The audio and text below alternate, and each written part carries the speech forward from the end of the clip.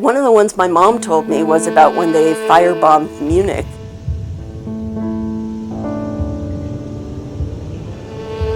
She had to go from one house to another to get away from all the bombing that happened during the World War II.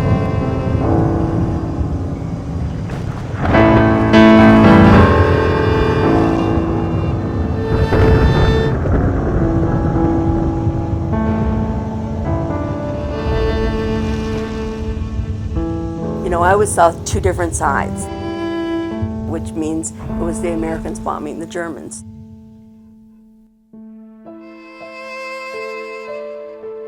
So she would occasionally talk about the war, not very much.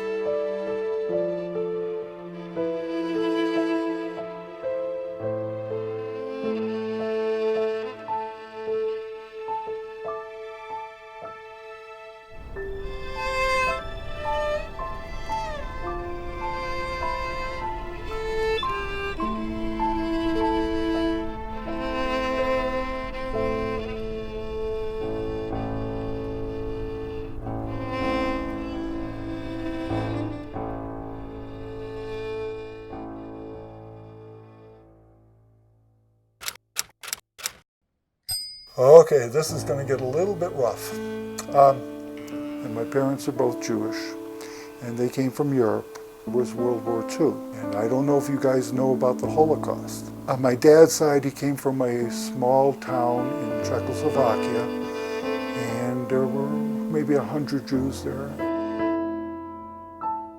My dad, his two brothers, and one other guy survived.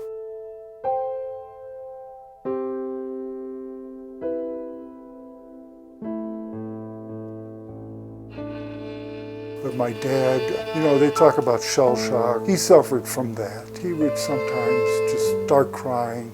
He was devastated by it.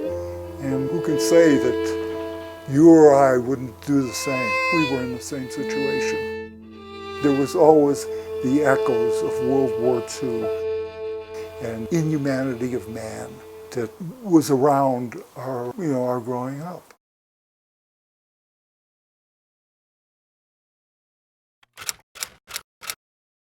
Well, I grew up in a small town in Maine, about 50 people. The expectations of people in that town were very low.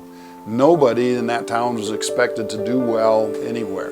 And in the high school, among the boys, it was considered politically incorrect to get good grades. And so I was the only boy out of a class of 62 students. I was the only boy in the top 25. Because the other boys thought it was bad to get good grades. And because of this, sometimes they would bully me in the playground and other places and ask, well, why are you getting good grades and all this sort of stuff. And I got in a few fist fights over that.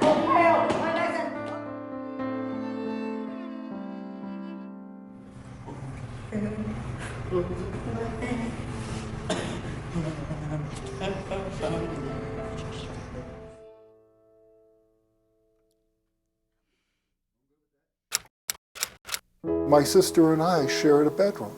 And we shared a bedroom until we bought a house, a little house, when I was 10 and my sister was 15. And we had this parakeet. You know, he used to fly around the house. His name was Chippy. One night, my dad came in and said goodnight, and Chippy was sitting on top of the door. And he closed the door and there was a thud. And, you know, Chippy was dead.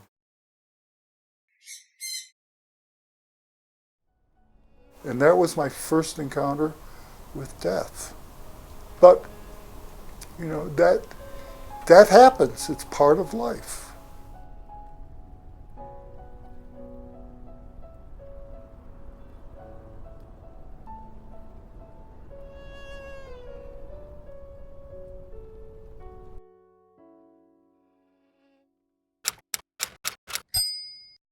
In a small town, you know, you do everything in school. One school, everybody's there. My senior year, my father died of a heart attack.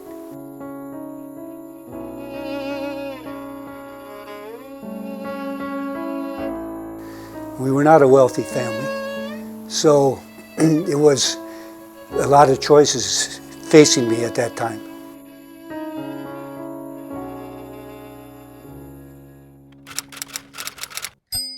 I grew up on a ranch in Texas, about 1,000 acres.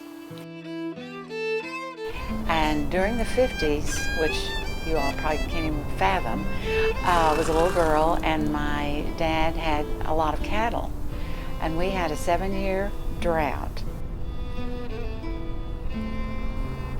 Well, when you're raising cattle, that's your livelihood. And so with this, we had no water.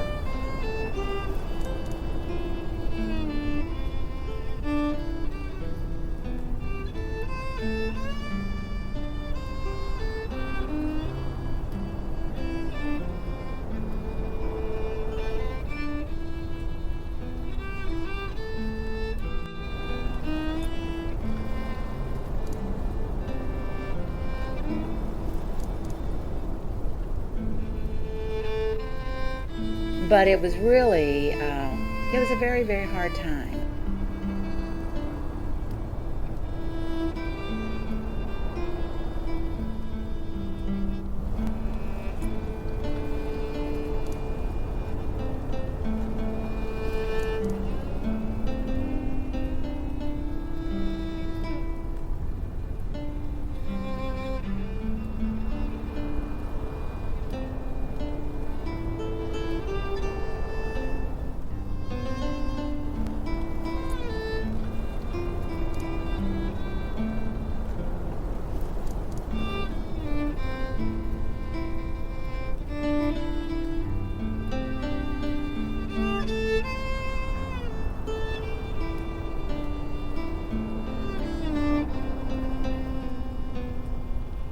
And I was very sad because I had a wonderful little Shetland pony named Ginger that I'd had since I was a year old, and I didn't want anything to happen to her, so I made sure that she got a drink of water every day. Well, I grew up, I was born in 1939, so I grew up in the World War II.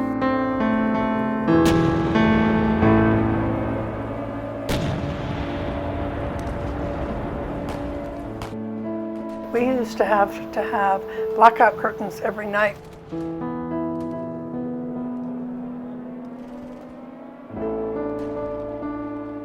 We couldn't let any light in, and they had blackout curtain wardens that would go around the neighborhood if any light was seeping through.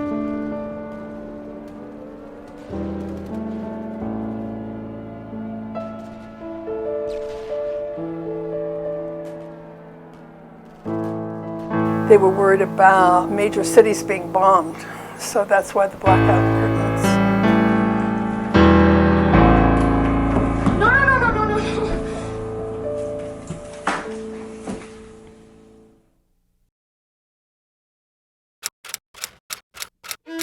So before you ask me a question, I want to tell you some fun things that from my childhood.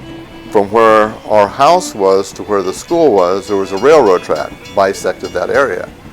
And so you had to time your morning get to school before the train got there because there's these long, long freight trains. So one morning, me and my friends, the four of us, we're late. And we get there, the train is already there, and it's blocking it, and you can't get around it. We knew that there was a space where the train went back and forth. So what we did was we raced over there, and one guy crawled on it. Now the train's moving back and forth, okay? So he climbs under the train and gets on the other side. And then we take a bicycle and we shove it under there, and he grabs it and pulls it to the other side. We do this until all four of us are across. Then the next guy goes through.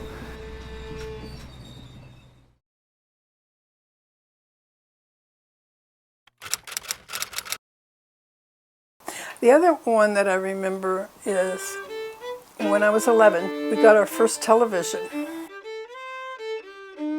The neighbors would all come in, we would share the TV and we'd all watch a TV program together. All right, everybody ready? Yeah. All right. Can you just let me start it?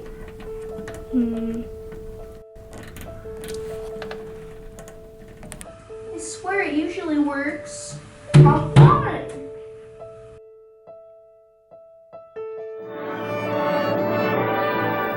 On Sunday, June 25th, Communist forces attacked the Republic of Korea. This attack has made it clear beyond all doubt that the international communist movement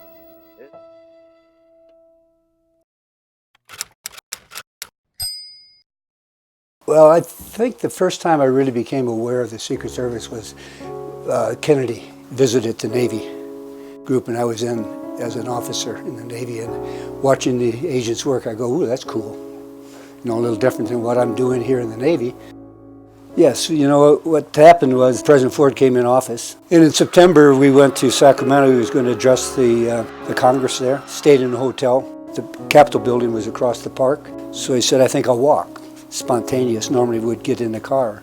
He started walking to the park, and we of course start surrounding him. And I was right at his shoulder, watching hands as they're shaking hands so they don't hold on too long or steal his watch or whatever. And there was a member of the Charlie Manson family was in the crowd, and she had a .45 strapped to her ankle in a long red dress, which I didn't notice at that time, but all I saw was she had pulled out this .45, pulling back on the slide, coming up between two people, and I'm right there and I see it. I jump on it. As she was pulling the slide, I stopped the slide, popped it out of her hand. Some of the agents from the back came forward to assist. I handed the gun over to one of the agents, pulled out my cuffs, cuffed her, and went back to work.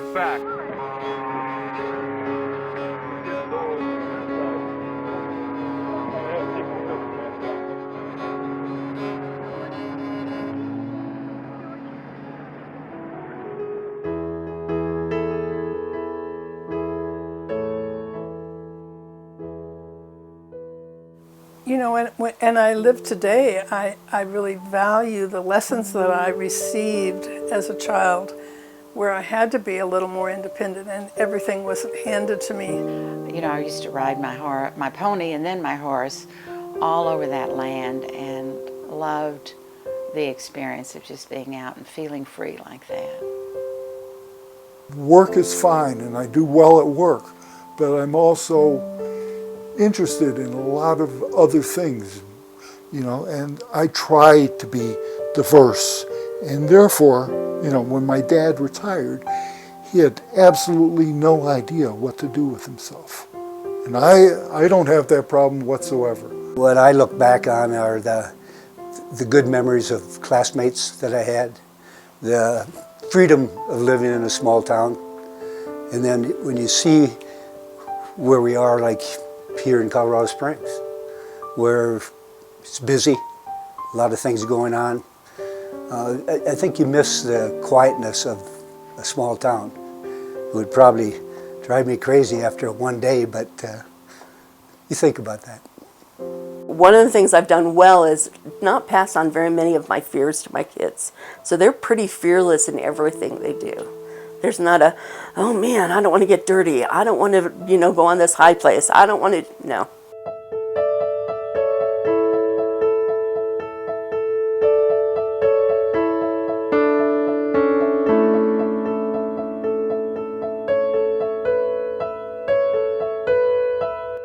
Hi, my name is Nancy Jackson. My name is Henry Michael Scott. My name is Nancy Jane Heiss Adams. Rick Jackson. My name is Larry Boondorf. My name is Michael Kay. My name is Beverly Kay.